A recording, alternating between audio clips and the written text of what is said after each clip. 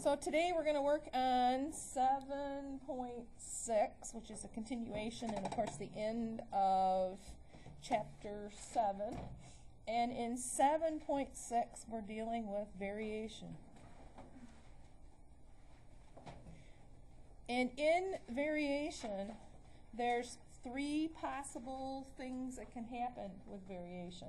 And variation is a way in which you're using to solve things that have a certain set constant value, but as you work with them, you need that constant value, but they don't give it to you right off the bat. You have to find it, and then you have to apply what you found with that into your other stuff. So the different varieties, and I'm going to list those all up here, and then we'll play around with the actual variation story problems that we happen to have with these.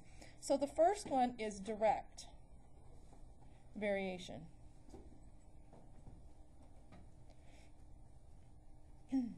And in direct variation, it means you have a constant value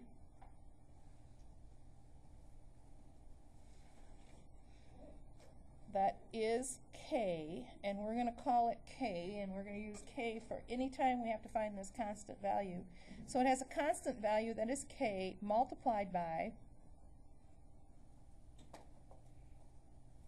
a value. And when you do these direct variations, you're going to see that type of a thing in there because it's going to have that combination of direct variation it's going to mention whenever you work with that. And so you're going to have that direct variation piece that's in there. To my notes in here. So that one might be something like y varies directly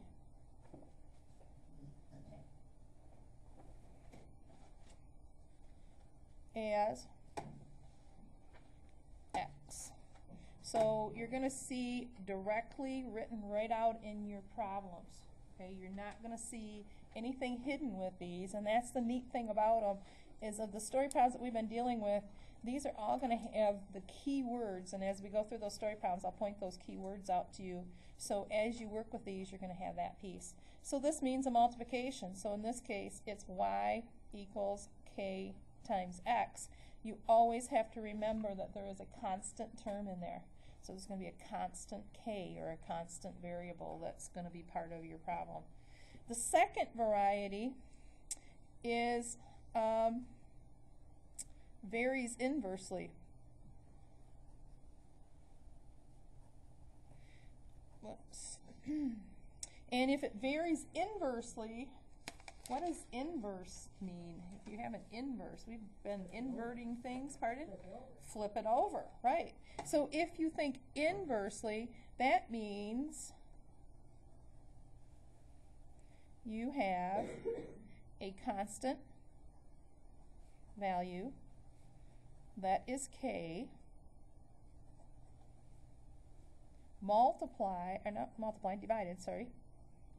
divided by a value. So this would look like y varies inversely as x. So that one's going to look like y equals k divided by x. So far so good? Okay. Then step 3, or not step 3, but the third variety is varies jointly. And varies jointly, it means you have a constant value that is k, but it is multiplied. Yep. It is multiplied by two different values. It's going to be multiplied by two different values when you're doing that one. So it might look like y varies jointly as x and z. So in this case, that one's going to look like, move that up a little bit again, that one's going to look like y is equal to k times x times z. So you're going to have two pieces going in there. So far, so good? Okay. The only thing that can happen and be added to this, you can have that it varies jointly, but you can also have and inversely after it. And that would mean you got to take that whole piece of whatever you happen to have and divide it by whatever's after that. So you can get your different values in there. Any questions so far with this stuff? Explain that last piece that you just said. That I just said? Okay. What that one is you might see, and this is an example, you might see y varies jointly as x and z, and inversely as c. We'll just put c in there. So what this one looks like is y equals k x z all over c. So that's, okay? That's like a fourth. That's like a, yep, that's like a, fourth. Yeah, it's kind of like a fourth one, but this fourth one takes our jointly and our inversely and sticks them all into one problem, okay?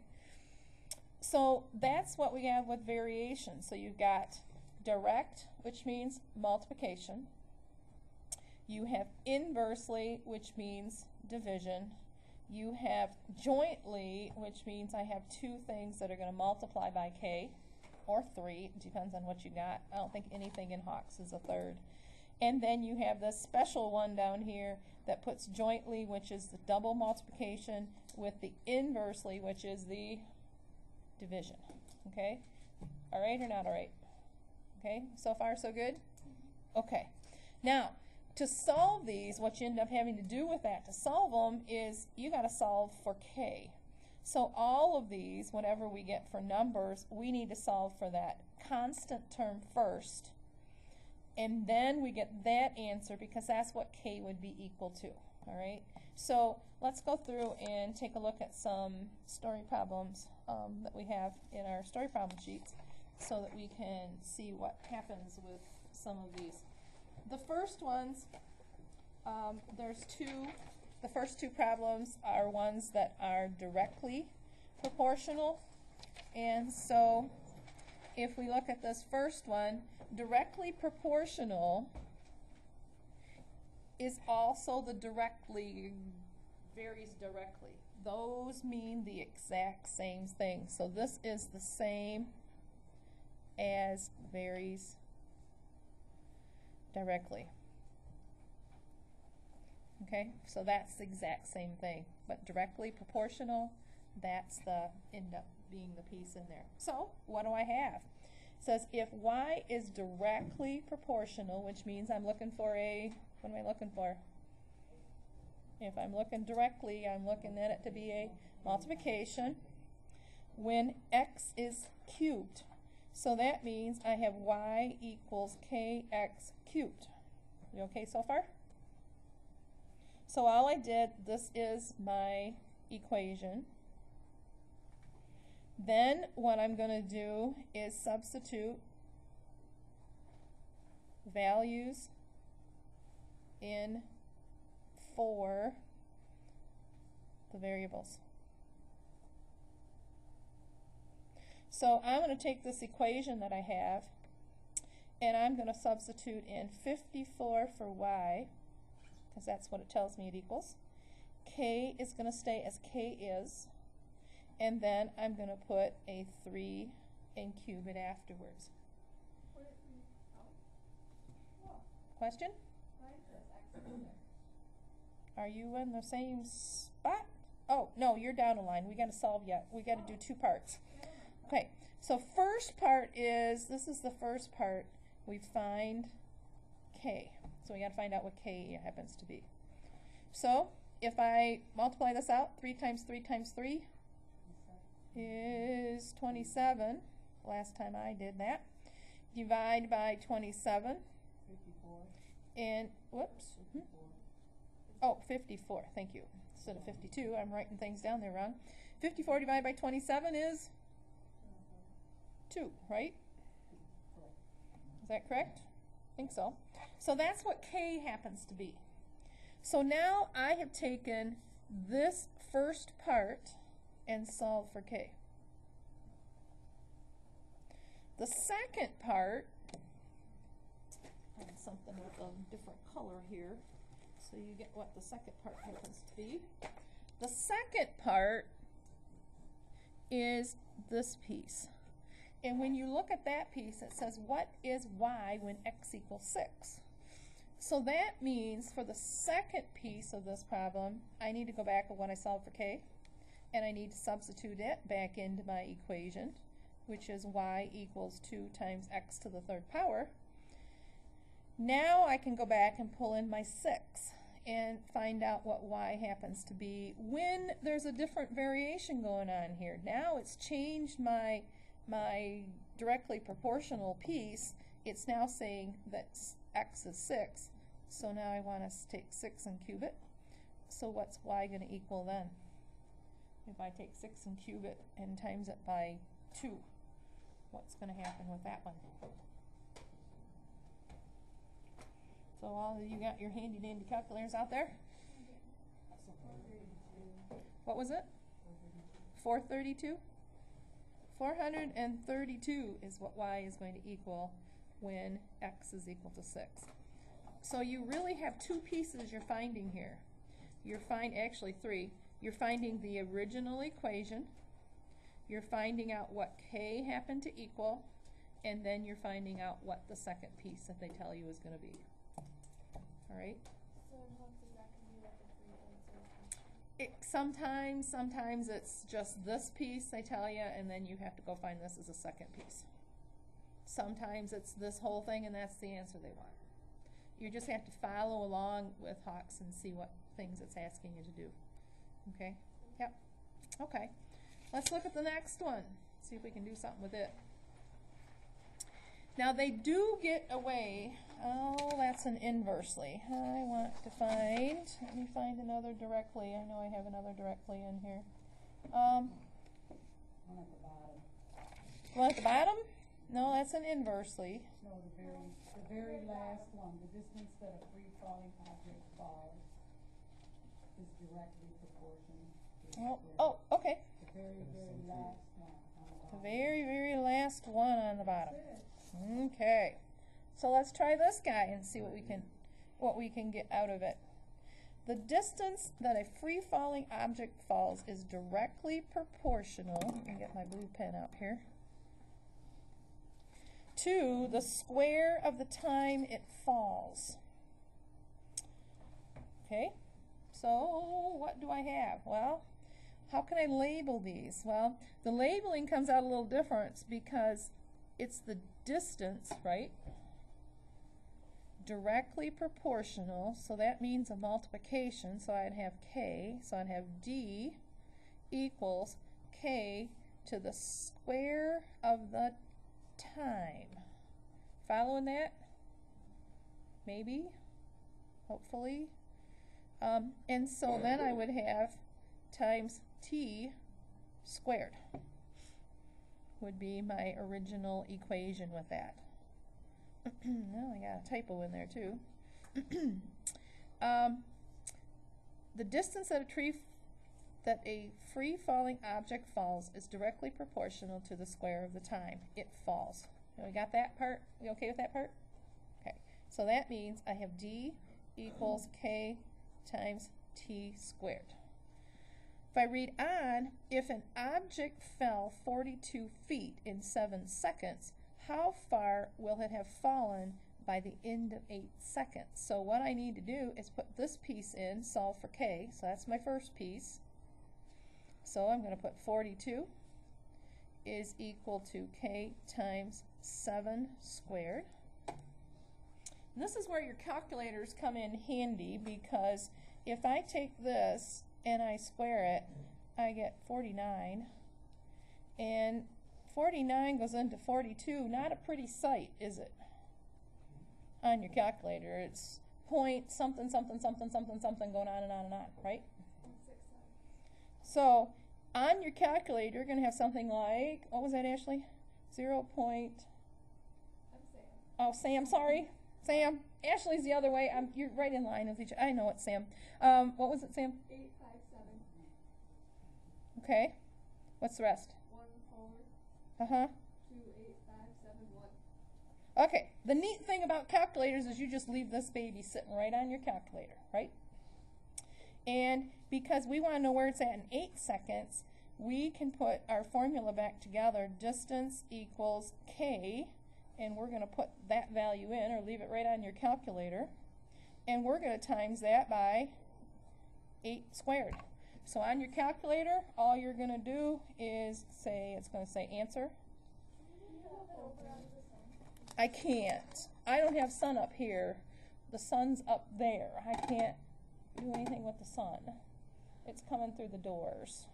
So up here it's just as clean and clear as day, but over there it's got the sun. Let's see if I can move. Does that help? Yeah. That helps. Okay. We'll kind of bounce around the sun up there for a little bit.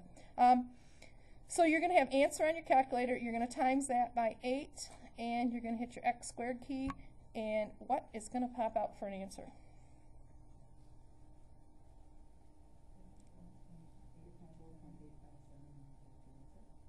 Okay, round it to the nearest hundredth.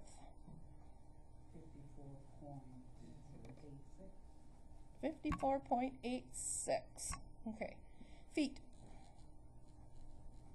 So we would expect that object to fall that far, okay, in that amount of time. No, Okay. is that an actual 0.8 squared, or is that Times 8. This is a times. I guess I should put a dot in there because on your calculator you're going to have the answer, which was this from up here, what you already had on your calculator.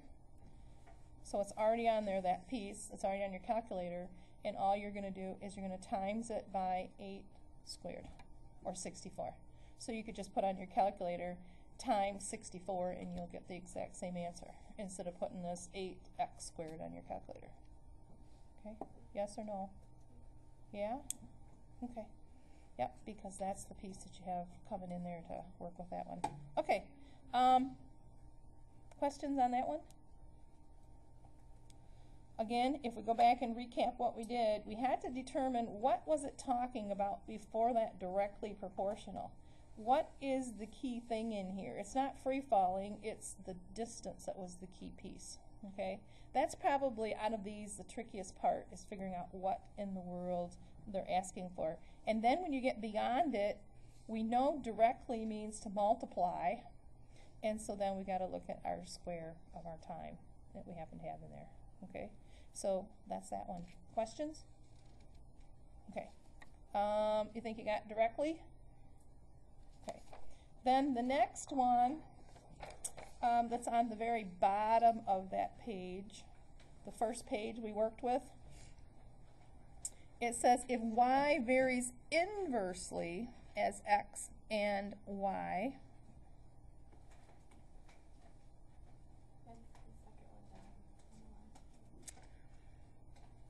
oh, I guess we could do this one.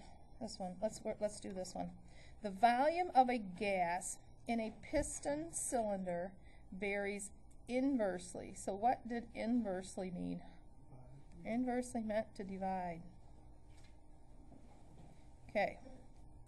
As the pressure from the piston on the gas. So what pieces are we looking at? We're looking at pressure. What are we looking at the beginning? Volume. Yep.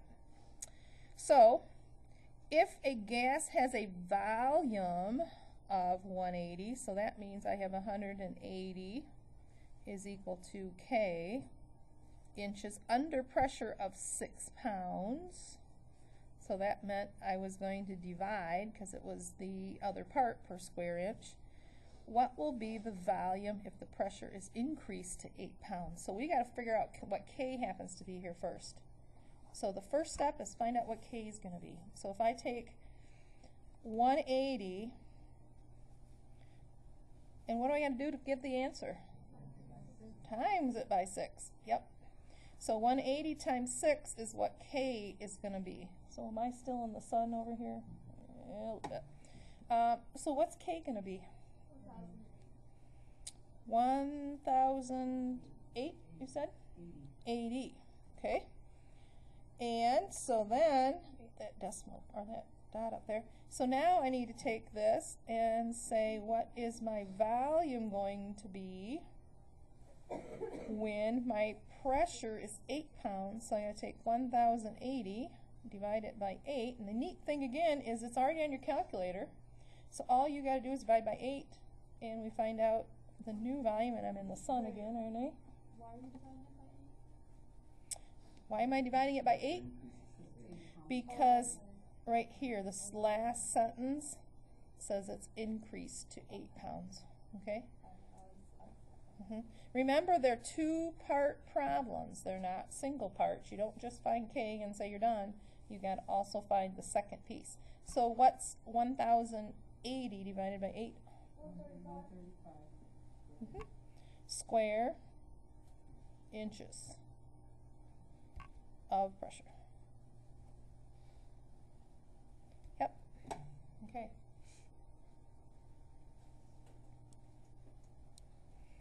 All right. Yes or no? Okay. Let's go down to this bottom one then, because it's another inversely. If y varies inversely as x, and y equals a negative 49 when x equals 32, find y if x equals 9. It says round your answer to the nearest hundredth. And again, these are straight out of Hawk, so they're not anything that you aren't going to see. Get off the sun here. Y ends up equaling K divided by x, because it's an inversely. You okay? Okay. And so then if I plug my stuff in, I am going to have a negative 49. Can I get this up here high enough? I don't know. You guys see that okay? Is equal to K over 32. So when you do that, we're going to multiply by 32 all sides to get K by itself. So K is going to equal, one more time, Negative 1433. 32? Negative 1568? All right. I'm trusting you guys out there to do our calculations correctly. Leave that on your calculator and then go do the second piece. I don't know if I'm off of up there. The second piece is going to be where you find out what y is going to be when you have a negative 1568, whoops, 8, all over 9. Okay? So, leave that on your calculator, divide by 9, and we find out the new y is going to be, and round to the nearest hundredth. What was it? Negative 174.22. Everybody agree? Okay, good. What do you think? Yes or no on those? Just be careful, and I think out of all the story problems we've done so far, these are probably the easiest because all you got to look for is the stuff that tells you what you're doing. Okay? So you've got these pieces in there that are going to give you an idea of what you're doing. Okay, let's go to another one.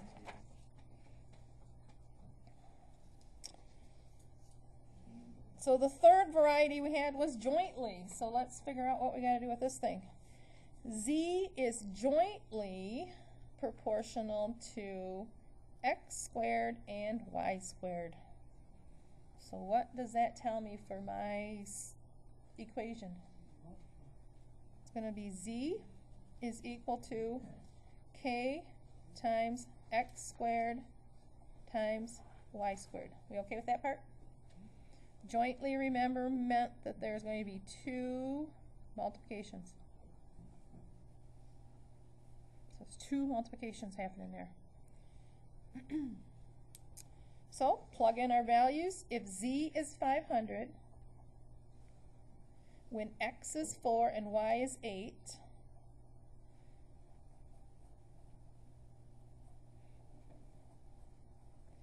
then find out what z is going to be when x equals 7 and y equals 7. So work this guy out. So I have 500 equals k times 16 times 64.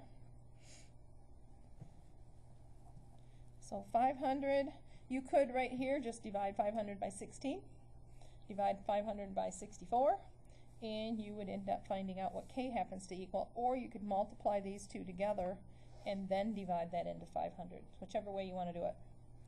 We don't end up with a nice, really nice number, do we? It's some kind of a decimal thing, isn't it?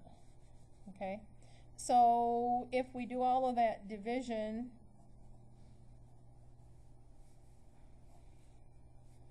what are we going to end up with when we get all done with that part? What do we have? So what's k going to be? Somebody must have it. 0.488. Yeah. You want all the numbers or you just want to? Yeah, I better have all of them. 0.488. 2, Uh-huh. 8, 1, 2, 5. Okay. This is, again, what's on your calculator. So if that's on your calculator, you're going to leave it there, because now we're going to do step 2, because this was step 1. Step 2, I got to plug them back in. So I'm going to have z is equal to this value for k times 7 squared times 7 squared. So what is the new z? And it's probably going to have to be rounded as well. What was it? 1,172. 1,172. Point 363. Okay, that's if we rounded to the nearest thousandth. That's a 1 in there. So, okay, what do you think? Yes? No? Okay. The key piece again is reading through them and finding out what in the world do you have. What's that final answer? 1. What one? Where are we at? Yeah, what's that? Right here? Yeah. What? It's a 1172.636 or 363. Sorry, 1,172.363. Okay. Okay. Yes or no? Okay. Good. Then the next one.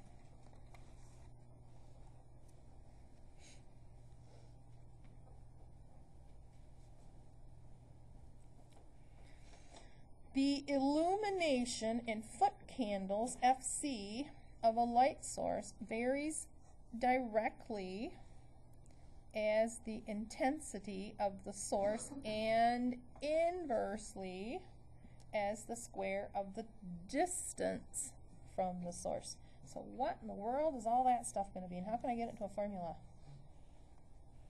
Illuminates in foot candles. So that must be, we're going to say that's F, okay, for our foot candles. Varies directly, so K as the intensity. So what do we want to label intensity as? Again, you can come up with your other labels, yep. Or you could label it as C, because you got candle power in here. Of the sources, and inversely, so what's inversely mean? Divided by the square of the distance. So that's going to be d squared. Are we okay? The sun's cooperating. It's going down over there. So not going down, but going up, I should say. It's going down on the board, but going up. So plug in my pieces. If a certain light source with an intensity of 400 CPs provides 14 FCs to illumination at a distance of 30 feet, what is the illumination at a distance of 45 feet? Okay, so what do we got? Well, we got to plug in our pieces. So where does 400 go? We're in for I. So now we have F equals K times 400. Where does 14 go? F. 14 replaces F, and I guess I should have not written F there. 14 to the illumination of the distance of 30 feet. So that means I gotta have 30 over there. Okay. So what is K? So now I need to multiply both sides by 30. So that's gonna give me, oh yes, thank you. Yep, I missed my square. So it would be 900, or yes, 900 would be what you're multiplying 14 by. Then what do I got to do to get K by itself? So that's going to leave me 900 times 14 equals K over 400, or times 400. Then divide by 400. 31.5 is what K happens to be. Y'all okay? Exact? No rounding with that one, right? Right. Okay, good. So then that's step one. What's step two? Step two is plug this back in. But if you read this in, it says, what is illumination at a distance of 45 feet? Well, that means I got to find out what F is. K we know is 31.5, and we know the distance is 45 squared, but what do we know about I? Is I going to be the same, or is I going to change? Does my light source change? No. Light source doesn't change, it's just that you moved it back an extra 15 feet. And so I is going to still be my 400 that I had up here. And so then you just multiply all that out and divide by 45, or 45 squared, I should say. And we find that F of foot candles is going to be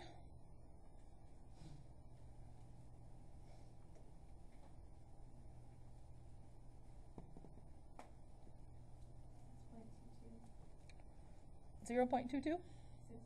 6.22 foot candles. We okay then? Yes or no? What do you guys think of these? Not too bad, I don't think. They work out fairly well. And then we've got this one, and I've got to find my other, other piece, because that one's kind of lost a section of it. I think on yours it's okay, but on mine it's missing a piece. So let's see what we can do with this gravitational force here. Between an object and Earth is inversely proportional to the square of the distance from the object to the center of the Earth. If an astronaut weighs 199 pounds on the surface of the Earth, what will this astronaut weigh 300 miles above the Earth? Assume that the radius of the Earth is 4,000 miles. Probably out of all of the problems you run across in Hawks, this is probably the most difficult one, because it's got some extra pieces in there that we got to go through and do. So first off, the gravitational force F between an object and the Earth is inversely proportional to the square of the distance from the object to the center of the Earth. So what in the world does that mean? Well, that means I have the gravitational force, and I have K over, what do I have K over? What's K over? Square of the distance from the center of the Earth. K is over,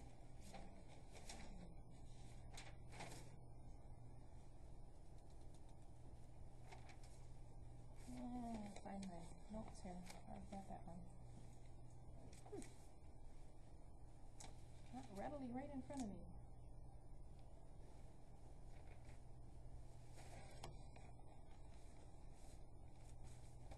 So I would look at that and I would say that K is, it's gotta be right here somewhere. I know I pulled it out of here. I'm gonna do this for a second. Yeah. K is going to, if we look at it, it is going to be inversely. So what's inversely mean? Inversely means it's going to be a division, And so it is going to end up being the square of the distance from the object to the center of the earth. So distance squared with that one.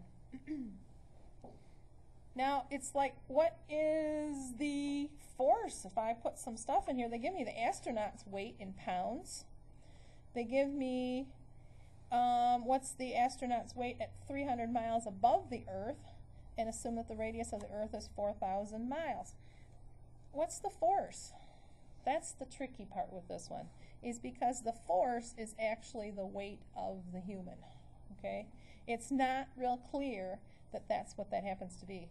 So 199 is equal to K over, and this is if he's on the earth, so if he's on the earth, he's 4,000 miles from the center of the earth.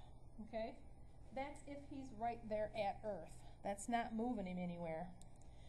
So, you okay so far? So what's going to be K? So on your calculator, you're going to end up with some scientific notation number, because when you square 4,000, what was that? You didn't? Oh, okay. Well, maybe not then. So 199 times 4,000 squared is what K happens to be. So what is K? What was it? It's a lot of numbers. Yes, it is. And what is K? We'll just stick it in here. What is K? what was it? 3.184 times 10 to the 9. 10? Well, that's 10 to the 9. Yeah, that's 10 to the 9th. Yeah. If you on your calculator end up with 1, 2, 3, 4, 5, 6, 7, 8, 9, you end up with 6 zeros on your calculator, you're exactly the same, because the only difference was that it put that into scientific notation. Okay, so that's what K is. So step 1, we've got K, but now we got to figure out what happens if this man moves 300 miles above the 4,000 miles. But remember, the distance that you have on the bottom is from the center of the earth. So if K, or not K, I want an F, if the force is equal to our K, which is 3.184 times 10 to the 9th, that's all going to be over. Instead of 4,000, where is the guy at now? He's up a little bit higher, isn't he? He's 4,300 feet away from the center of the earth. And so what is he going to weigh in gravity? If he has no gravity, I guess. If we're taking the gravity away, what is he going to weigh then? So on your calculator, all you got to do is leave what's on it, divide that by 4,300 squared, and what will you end up with? 172.20. 20 pounds. So major weight loss. So all you gotta do is go 300 feet above the earth and you'll have a weight loss. So, yeah. Okay? But that's what happens with those. So if you're looking at your variations that you have going with these, again, pay close attention to joint, pay close attention to inversely, and so forth. Yes? Is that 172? 172.2. Let me rewrite that. Pounds. Oh, I'll cross that off. That was a little messy. So that's what it ended up weighing. All right? What do you think? Okay. So that ends up being the stuff that we have to do with this section. So hopefully